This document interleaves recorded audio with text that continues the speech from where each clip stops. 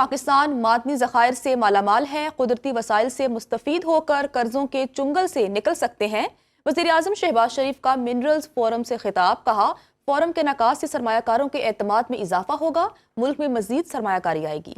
بلوچستان میں کان کنی سے روزگار کے مواقع پیدا ہوں گے اور سماجی و معاشی ترقی ہوگی۔ ہمیں ملکی برآمدات کو فروغ دینا ہوگا، خام مال کے بجائے تیار شدہ مصنوعات کی برآمد کو یقینی بنایا جائے گا۔ Pakistan has been blessed by Allah Almighty, infinite natural resources, the rugged mountains of Balochistan to snow-covered mountains of KP. These deposits value trillions of dollars. If we are able to harvest these great assets, I can say without any fear of contradiction that Pakistan, blessed with a very fertile land in the province of Punjab and Sindh and other parts of Pakistan, we have one of the largest coal deposit around the globe. I believe in my investor is my master.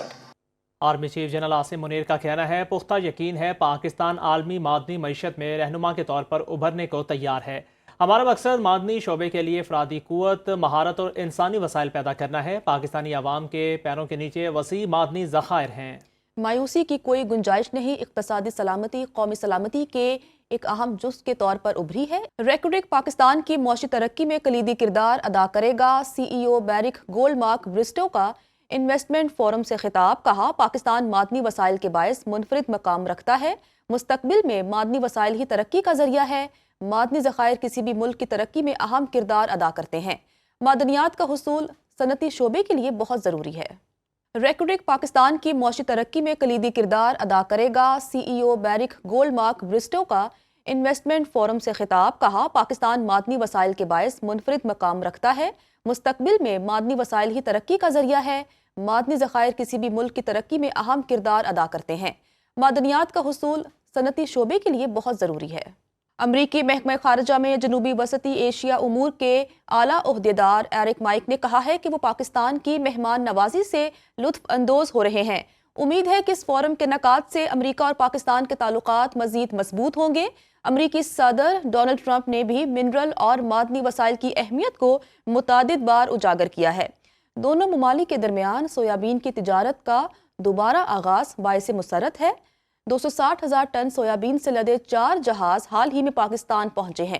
یہ تجارتی روابط دونوں ممالک کے عوام کے درمیان گہرے تعلقات کی نشاندہی کرتے ہیں۔ وزیر دفاع خواجہ آصف نے 21 سال بعد قومی ایئر لائن کو منافع بخش قرار دے دیا۔ ایکس پیغام میں لکھا، پی آئی اے کے بورڈ آف ڈائریکٹرز نے سال 2024 کے سالانہ نتائج کی منظوری دے دی ہے۔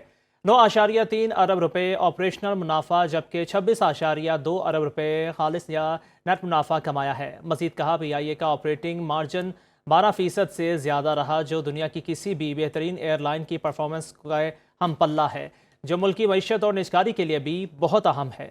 وزیر دفاع خواجہ آصف نے 21 سال بعد قومی ایئر لائن کو منافع بخش قرار دے دیا۔ ایکس پیغام میں لکھا، پی آئی اے کے بورڈ آف ڈائریکٹرز نے سال 2024 کے سالانہ نتائج کی منظوری دے دی ہے۔ 9.3 ارب روپے آپریشنل منافع جبکہ 26.2 ارب روپے خالص یا نیٹ منافع کمایا ہے۔ مزید کہا، پی آئی اے کا آپریٹنگ مارجن 12% سے زیادہ رہا، جو دنیا کی کسی بھی بہترین ایئر لائن کی پرفارمنس کا ہم پلہ ہے، جو ملکی معیشت اور نجکاری کے لیے بھی بہت اہم ہے۔ اسلام آباد میں باران رحمت کے بعد موسم خوشگوار، ملک کے بالائی علاقوں میں بھی گرج چمک کے ساتھ بارش ہوئی۔ موسم کا حال بتانے والوں نے بارش کا یہ سلسلہ 11 اپریل تک جاری رہنے کی نوید سنا دی ہے۔ موسم کا مزید احوال جانتے ہیں اسلام آباد سے اپنے نمائندہ عائشہ ناز سے۔ عائشہ، بتائیے گا کہ کیسا ہے اسلام آباد کا موسم اور کیسا رہے گا؟